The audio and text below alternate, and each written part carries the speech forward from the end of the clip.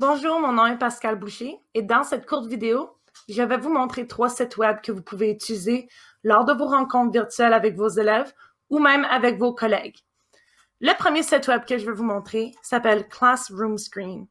Classroom Screen donne une panoplie d'outils que vous pouvez utiliser lors de votre partage d'écran. Les outils que moi j'aime beaucoup utiliser, c'est le minuteur, le chronomètre, le calendrier, les dés et, non, au hasard, on peut changer le fond d'écran. Il y a même des fonds d'écran animés. Il y a d'autres outils, donc c'est à vous à explorer. Pour s'y rendre, on n'a qu'à entrer le site web appclassroomscreen.com et pour changer la langue, on va ici, on change la langue à français, donc ça vient dans différentes langues, mais on va garder ça en français pour nous autres. Alors ça, c'est Classroom Screen. Le deuxième site web que je vais vous montrer, c'est Doodle. Donc, doodle.com, FR pour français. C'est un site web qui envoie un sondage à tes collègues ou à tes élèves, puis ça coordonne l'horaire de tout le monde. Au lieu d'envoyer plusieurs courriels, essayez de figurer quand tout le monde est disponible pour une rencontre. Par exemple, on veut faire une lecture de groupe en petit groupe de 5-6 élèves. On essaie de coordonner tout ça. On n'a qu'à créer un doodle, envoyer le doodle et les élèves peuvent voter et faire le sondage. Alors, le doodle ressemble à ceci. Alors, mon nom apparaît ici, puis je peux sélectionner quand je suis disponible. Lorsqu'on crée le doodle, ça ressemble plus à cela. On met un titre, on met le lieu, on peut même mettre le lien du Google Meet et on choisit dans notre calendrier à quel moment on est disponible.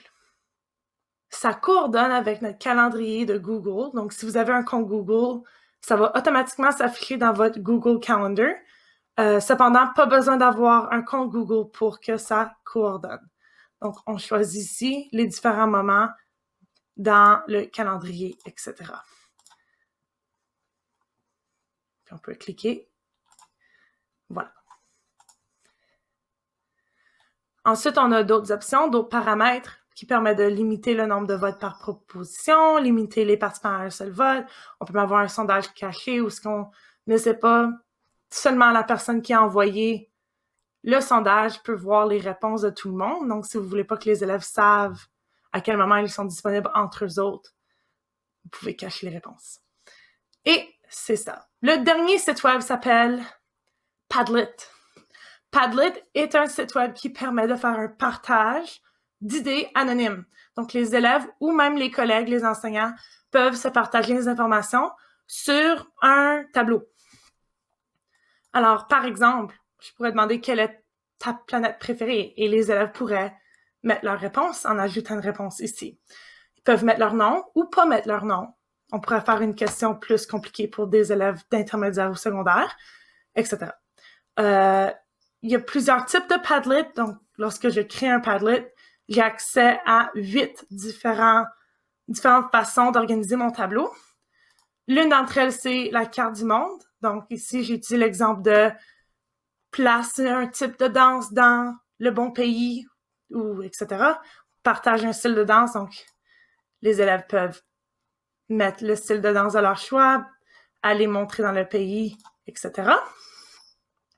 Et on a ligne de temps, un autre exemple. Donc, les premiers ministres du Canada, les placer en ordre du plus vieux au plus récent. Bon. Alors ça, c'était les 3 sites web à utiliser. Vous pouvez aller explorer ça et les utiliser lors de vos partages d'écran et lors de votre enseignement. Bon confinement, puis bon enseignement à tous!